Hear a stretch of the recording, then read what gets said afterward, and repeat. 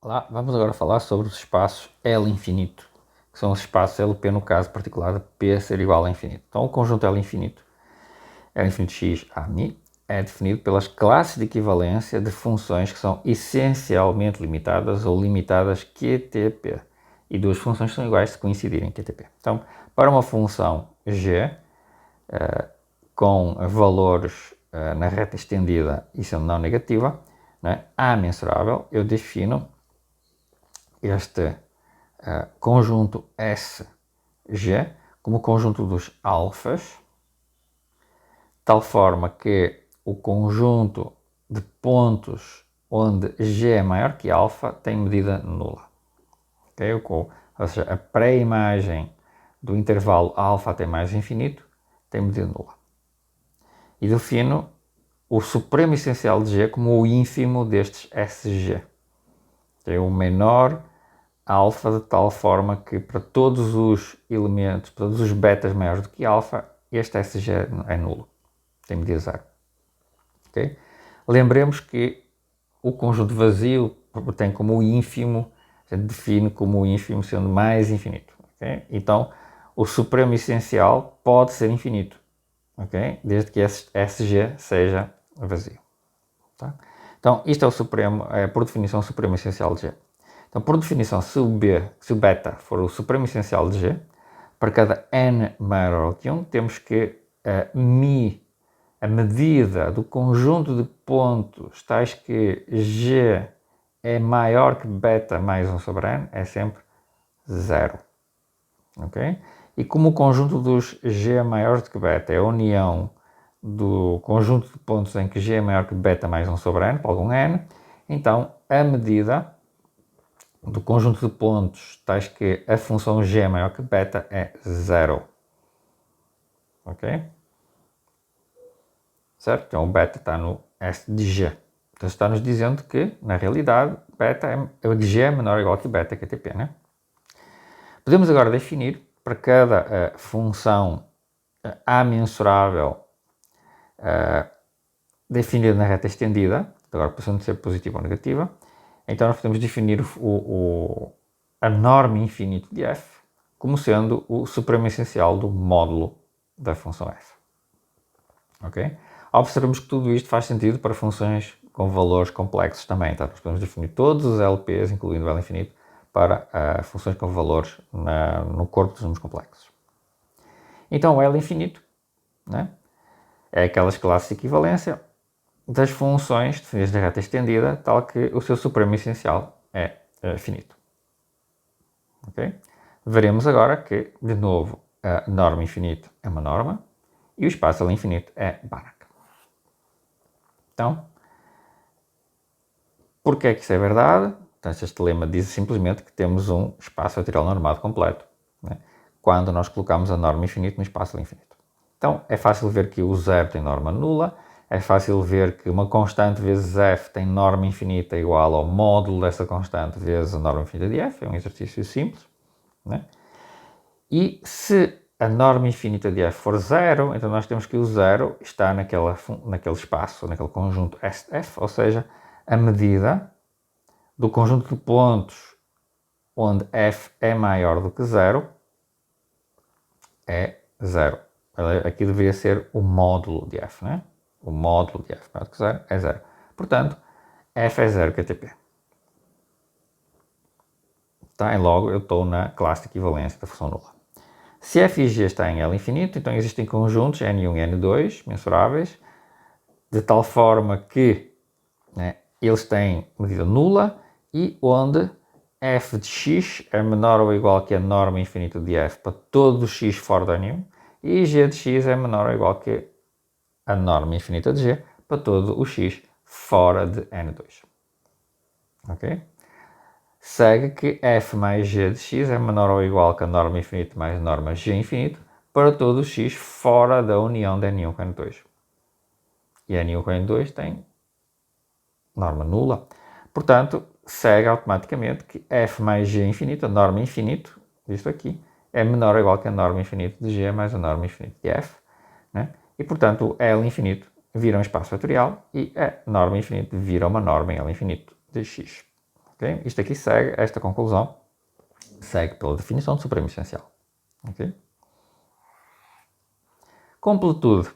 Como é que nós deduzimos a completude? Bom, seja Fn uma sequência de Cauchy no espaço L infinito, com a norma infinito, e N um subconjunto mensurável de A, de tal forma que fora do N, nós temos que o Fn de x é menor ou igual que a norma Fn para todo o N, e Fn de x menos o Fm de x é menor ou igual que Fn menos Fm, norma infinita de Fm menos Fm, para todos os Nm mais que 1. Para obter este N, eu posso simplesmente unir todos os conjuntos de medida nula onde não valem estas propriedades em cima. Todo mundo é de medida nula, onde aquilo não vale, okay? E é tudo uma família inumerável. Eu posso unir as quantidades inumeráveis de conjuntos de medida nula e obtenho o meu N. Então, em x menos N, complementado a N, a sequência Fn é uniformemente convergente. Reparem, né?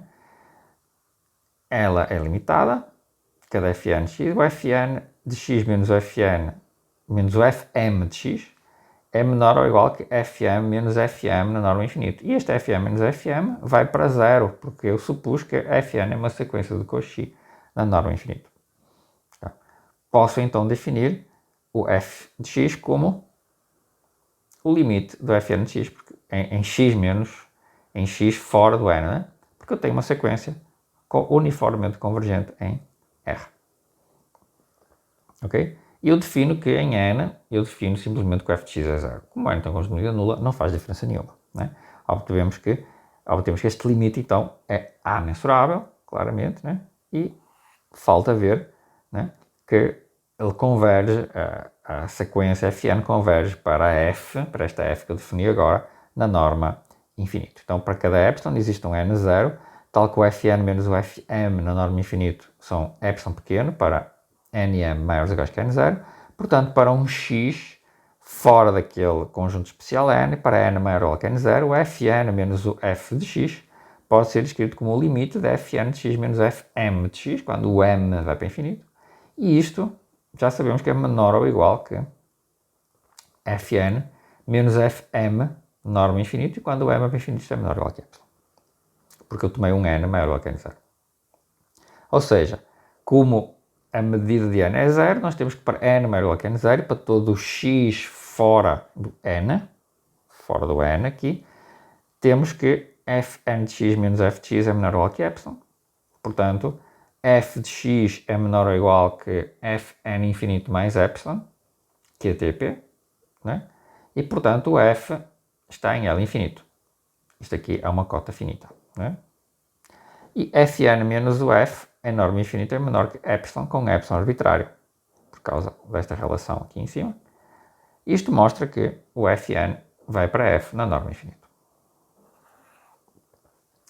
Provamos então que L infinito com a norma infinito é um espaço vetorial normado completo, é um espaço de Banach. Agora vamos olhar para a aproximação por funções simples no L infinito. Se eu tiver que a medida é infinita, a função constante 1 em x, ela não pode ser aproximada por elementos, por funções simples, né? Onde o conjunto de pontos das funções não nulas é finito. Isto é impossível. Tá? É fácil de ver que não dá, tem aqui o argumento. Assim, para qualquer função, né, que tenha medida finita nos lugares onde ela é não nula, né, qualquer função dista desta função constante igual a 1 num espaço de medida infinita, pelo menos o meio. Okay? Então só podemos ter aproximação por funções simples com pré-imagens de medida finita se a medida for finita. Okay? E se a medida for finita, eu posso pegar numa função com supremo essencial finito e posso escrevê-la com a sua parte positiva e negativa, com as duas partes também essencialmente limitadas. Né? Podemos então assumir que a parte positiva e a parte negativa são limitadas a menos de mexer num conjunto de medida nula. Podemos então escrever cada parte positiva e parte negativa, que são funções não negativas, como aquela série, né, de termos de certos AIs vezes uma característica de certos conjuntos mensuráveis com uma convergência uniforme, né? Pelo que nós já vimos durante a construção do integral, né? Portanto, né, esta diferença na norma infinito é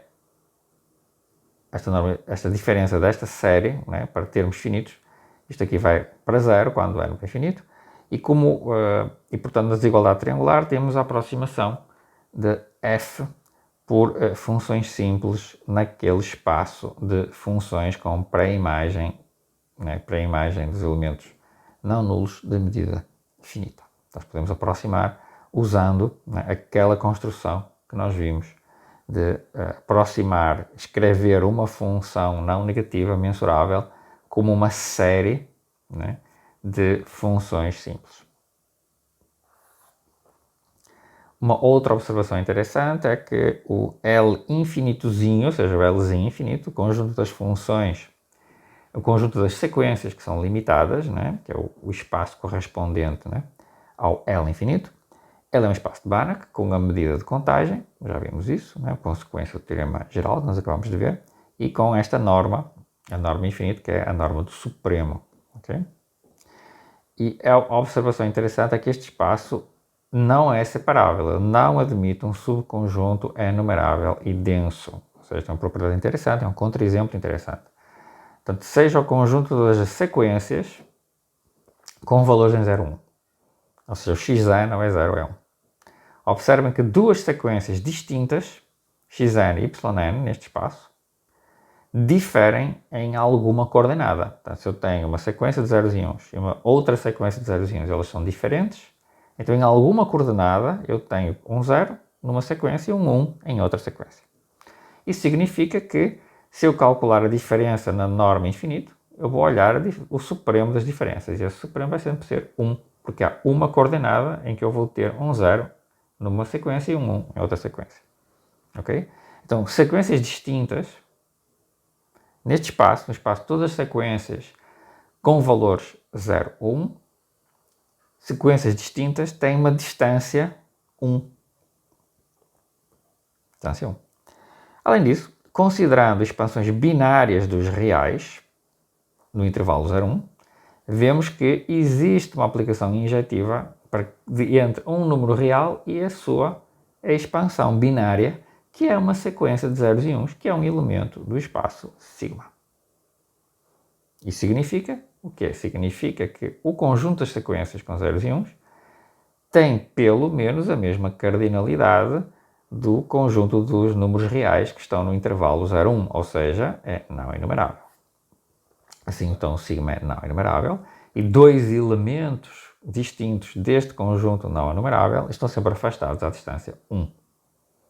Okay? Então, podemos tomar uma família não enumerável de vizinhanças disjuntas 2 a 2, que são as bolinhas, em torno de cada elemento desta família de raio 1 meio. Okay? E estas bolinhas, elas são disjuntas 2 a 2, né? Porque a distância de um elemento para o outro deste conjunto é 1 e eu tomei bolas de raio 1 meio. Tá? Então, se eu tomasse um conjunto, se eu tiver um conjunto denso, um subconjunto denso do Lzinho infinito, com a norma infinito, então o D tem que conter pelo menos um ponto em cada uma das vizinhanças que eu acabei de construir. Ou seja, D tem que conter pelo menos tantos pontos quanto o nosso espaço sigma de sequências com valores 0 e 1. Ou seja, o D tem que ser não enumerável.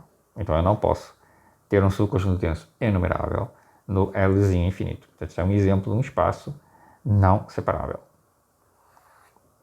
Okay? Falaremos em seguida da dualidade entre os espaços LP. Okay? Próximo vídeo.